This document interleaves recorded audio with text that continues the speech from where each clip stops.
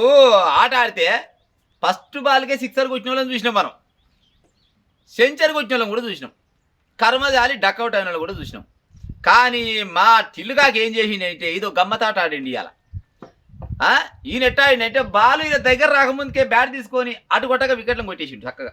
Self out, ఊర్లలో మేమైతే self out అనేది, మరి మీరు ఏమంటారు నాకు తెలియదు కానీ సెల్ఫ్ అవుట్ అయ్యి అప్పుడే కూకుండు. అదేంది అని అంటే నా ఎంబటి నా లాయర్ వస్తేనే నీ లోపల అడుగు పెడతా, ఓ లేకపోతే నీ అలాగే అడుగు పెట్టా.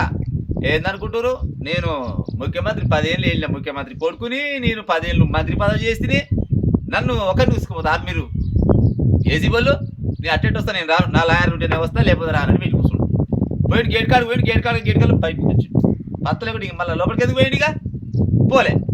అంటే ఇప్పుడు ఏసీ వాళ్ళ మీద నమ్మకం లేదా నీకు కేటీఆర్ గారు, లేకపోతే ఆ పోలీస్ వ్యవస్థ మీద మొత్తం నీకు నమ్మకం లేదా, లేకపోతే నీకు ఇప్పుడు కేంద్ర ప్రభుత్వం కానీ రాష్ట్ర ప్రభుత్వం కానీ నిన్న ఏమన్నా కక్ష కట్టి ఈయన బయట ఉంటే చీడ పురుగు ఇది లోపలనే ఉండాలని ఏమన్నా కక్ష కట్టి అనుకుంటున్నావా? నువ్వేం చెప్పినావు, నేను మల్లెపు అసలు టోని వినవా, నేను కడిగిన ముత్యం లెక్క బయటకు వస్తా కానీ లోపలికి పోయే ఛాన్స్ లేదు, నేను ఆశమాష అనుకుంటా నన్ను అంటివి.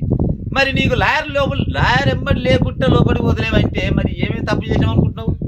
గతంలో గిసోడి కేసులు ఏమంటే ఇరికి చల్లగా అట్టకి లోపల పంపించినట్టున్నావు. అయితే అవి గుర్తొచ్చినట్టే అమ్మ ఆన్ చేసినట్టు అన్ని చేయగలనుకో ఇటుకే వెనక్కి వచ్చినావా? గదే కదా లెక్క. ఇప్పుడు నీకు ఆ చట్టాల మీద నమ్మకం ఉంటే నువ్వు కరెక్ట్ అయినవి అయితే నేను ఎత్తులో గుండ్రాయి పెట్టి అయితే ఒప్పుకో అని చెప్పరుగా లోపలికి పోయినాక. అటగడి చెప్తే తెలంగాణ మొత్తం నీ వెనకంగానే ఉంటుంది ఇవాళ. ఎందుకు ఉండదు, ఎందుకు భయం అంతా?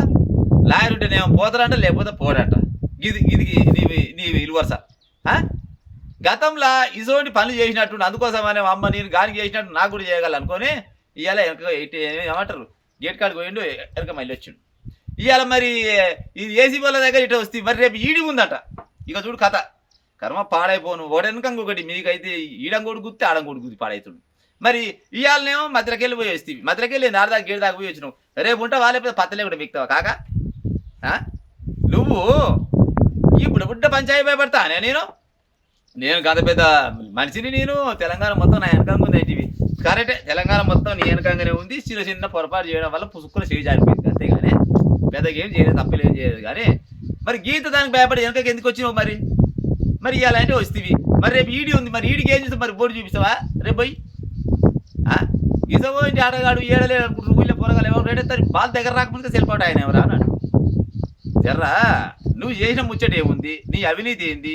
వాళ్ళు గట్ట అన్నారు, ఓ 52 కోట్లు 55 కోట్ల లెక్క చెప్పారు ఏదా కార్ల పంచాయతీ. మరి దాని గురించి గట్ట కాదు గిట్ట అనాలి, గిట్ట కాదు గట్ట అనాలి. అంతేగాని నువ్వు సగం దూరం పోయి నా వెనకంగా బలం ఉంటేనే వస్తా లేకపోతే లేదంటే ఈ బలం వెనకంగా ఉంటేనే వస్తామంటే నువ్వు వాళ్ళే తప్పు చేసినట్టే అనుకుంటారు జనాలు. నీ అభిమానులు చాలా మంది ఏమనుకుంటారు అంటే నిన్నమని ఏమనుకో బరాబరగా పోతాడు, మా తారకరాముడు పోతాడు, మంచిగా కఠిన ముత్యం వల్ల బయటకు వస్తాడు. కానీ నువ్వు గేట్ కాడికి వెనకకు మళ్ళాగానే అనుకుంటు అమ్మ ఇది లంగేవరమే ఉన్నట్టు దొంగేవరం ఉన్నట్టు ఆయన ఇక నీ సోపతులు కూడా బాగుంటుంది అనుకుంటు ఇలా జరగ చూసుకో. సరే ఇవ్వాలంటే ఎట్టో పాడైపోను ఆడంకి ఈడంగా బసిపూసి రేగాలి అన్నట్టు. కానీ రేపు ఈడోళ్ళంట ఇక వాళ్ళు ఈడ ఉండదు ఆడ ఉండదు అది ఏడో ఉంటుంది, అది ఇక చూడు కదా మరి ఇక ఉంటా మరి.